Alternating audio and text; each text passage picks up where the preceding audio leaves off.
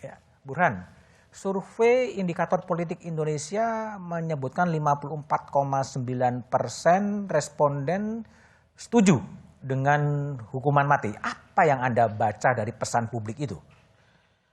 Ini menunjukkan bahwa vonis sudah dijatuhkan publik Sudah kepada dijatuhkan publik. Sambo. Padahal publik tidak bahkan berhak. sebelum sidang dimulai. Jadi artinya kasus ini di mata publik sudah clear. Nah, cuma menjadi problematik karena dalam konteks penegakan hukum itu tidak bisa dasarkan pada opini atau persepsi publik. Oke. Jadi saya ingin menyebutkan problematiknya begini, Mas. Kasus ini tidak bisa lepas dari opini publik. Karena kalau tidak ada desakan publik, saya tidak yakin kalau ini bisa terungkap. Jadi karena desakan publik yang sangat kuat, maka kasus ini bisa terungkap. Presiden menyampaikan beberapa kali dan Kapolri akhirnya mengambil sikap. Nah, menjadi problematik ketika kasusnya sudah pada on the track, tapi kemudian persepsi publik sudah terbentuk. Terbentuk ya?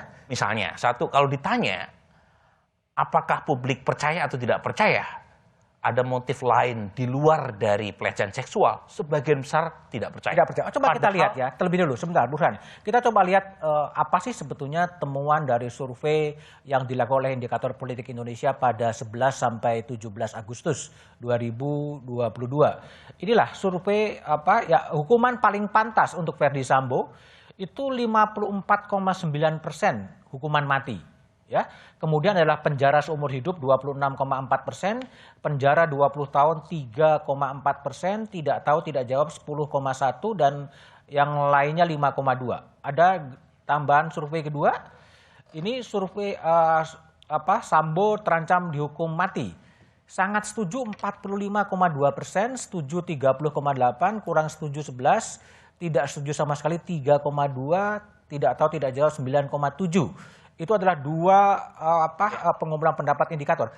Pesan apa lagi sih yang Anda tangkap dari survei publik ini? Jadi kegeraman publik luar biasa kepada Sambo, dan akhirnya publik sudah menjatuhkan vonis bahkan sebelum sidang dimulai, dan ini menjadi problematik ketika misalnya keputusan pengadilan itu tidak sesuai dengan persepsi publik. Nah, misalnya, kalau pengadilan tidak sampai pada keputusan untuk menjatuhkan hukuman mati, bagaimana legitimasi sosial pengadilan? Sementara vonis publik sudah jatuh. Yang kedua, kalau misalnya kejaksaan karena bukti yang dibawa polisi tidak mampu menunjukkan motif lain di luar dari pengancaman dan pelecehan seksual, sehingga Brigadir J dibunuh, itu juga menimbulkan masalah. Karena publik sudah menganggap Brigadir J dibunuh karena faktor pelecehan seksual. Jadi ini komplikasi dari opini publik versus penegakan hukum.